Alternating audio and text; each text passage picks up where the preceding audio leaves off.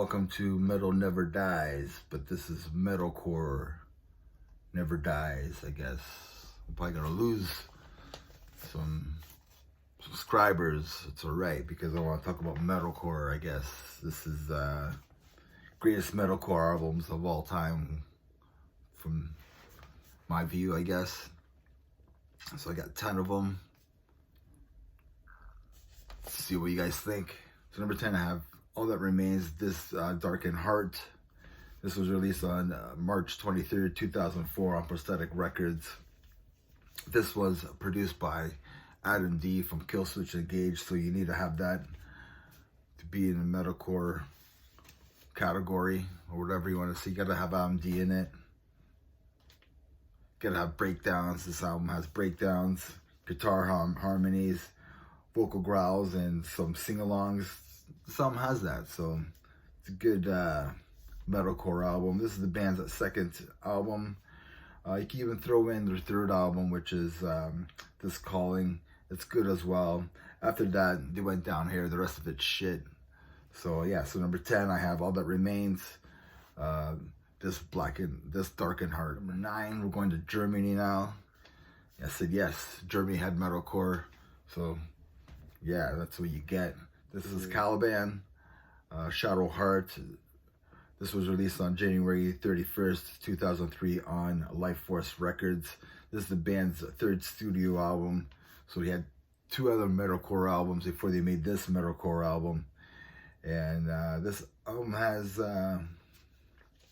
this album will have you like fighting invisible ninjas, like the metalcore scene where you had to fight invisible ninjas back in the day. This album has that. Check out the song Forsaken Horizons and call me in the morning after you beat up those ninjas and let me know what you think. Number 8, I have Converge, Jane Doe, released on September 4th, 2001 on Equal Vision Records. I never really got into this band before, but this album is very influential. I do like this album though. The band wanted to write a hardcore record that the kids were going to hate. So that's what they did, I guess. With touches of like noisecore, mathcore, and hardcore. This album is pretty unbelievable from beginning to end. You can listen to it a couple times and still be into it. So yeah, number 8, I have Converge, Jane Doe. Number 7, I have The Opposite of December, A Season of Separation by Poison the Well. This is their debut album, released on December 14th, 1999 on Trustkill Records. Yeah, this album is full of breakdowns, and you'll be throwing haymakers, and you want to sing along to terrible vocals, but it's okay. You still want to sing along to it. Favorite tracks are Spice Paper Wrists, Nerdy, Artist Rendering of Me. Also the opening track, which is 12/23/93, that will have you punching the wall and fighting invisible ninjas as well. You gotta fight those invisible ninjas because they come out of nowhere. So yeah, so number 7, I have Poison the Well. So number 6, this band formed in New Jersey in 1997. Their music has that dissonance, odd time signatures, and polyrhythms. Yes, I'm talking about the Dillinger Escape Plan and their debut album, Calculating Infinity. This was released on September 28th, 1999 on Relapse Records. This is mathcore / metalcore. This is the only album with Dmitry Minikakis on vocal. I don't know how to say his last name. You gotta have a weird last name to be in a metalcore band.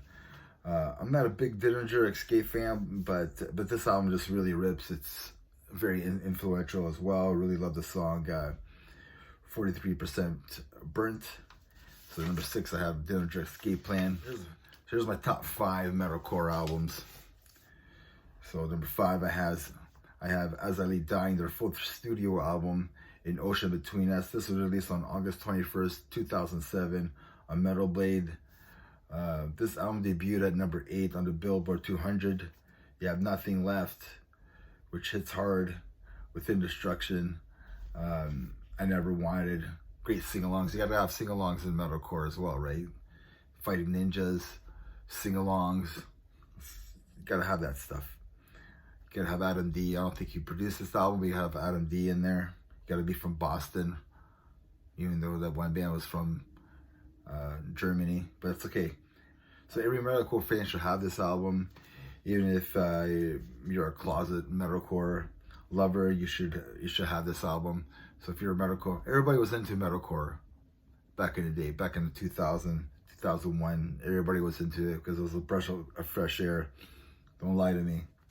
So yeah, man. So again, metalcore had its run, and it's making a comeback. So yeah, number 5 I had As I Lay Dying, their 4th album, An Ocean Between Us.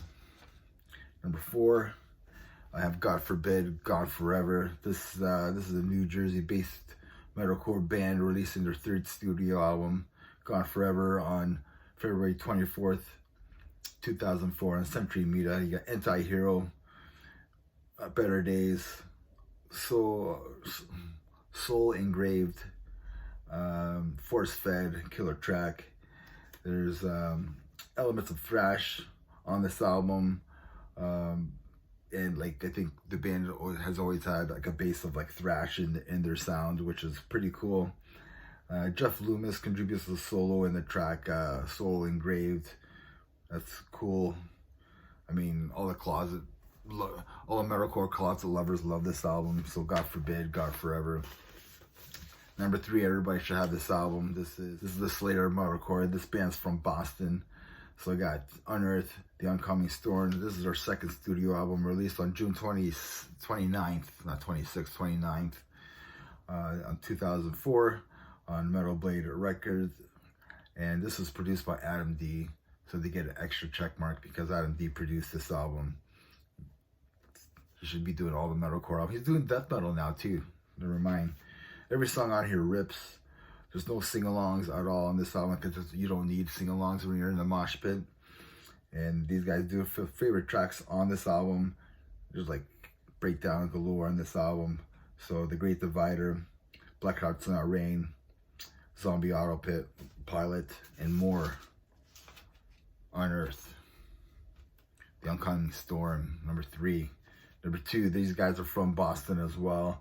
Again, like I said, the top 3 have to be from Boston, and that rules. This is Shadows Fall, The Art of Balance, their 3rd studio album, released on September 17th, 2002 on Century Media. This was produced by Zeus, not Adam D. It's okay. Zeus is still good. Got Idle Hands, Thoughts Without Words, Destroy Our Senses, Stepping Outside of the Circle, awesome. The Idiot Box, awesome, and more. Killer album. It was this album. It was going to be this album or The War Within. That's another killer album. I thought that's a little bit more thrashy. This one had more of a hardcore, has more breakdowns in it, I feel. So like, they're both awesome. Every album that Shadows Fall did, they're coming back. They're gonna release something. And of course, coming back, guys. Number 1 album, if you haven't guessed it, Adam D. Check. He plays guitar for this band, and he produces the albums. They're from Boston. Breakdowns, fighting invisible ninjas easily, stealing at the gates riffs, their sound, vocal growls, yes, sing-alongs that make you wanna cry over your ex-girlfriend, right? Right? That's right. I'm talking about Killz Engage, A Life for Just Breathing. This was released on May 21st, 2002 on Roadrunner Records. Jesse Lees was the vocalist on here, but he's back now. You got Number Days, Self-Revolution, My Last Serenade, Just Barely Breathing, Templo from Within, which is awesome, and more. Remember, everybody, metalcore never dies. Metal never dies either. Death metal never dies. Yeah. Take care, everybody.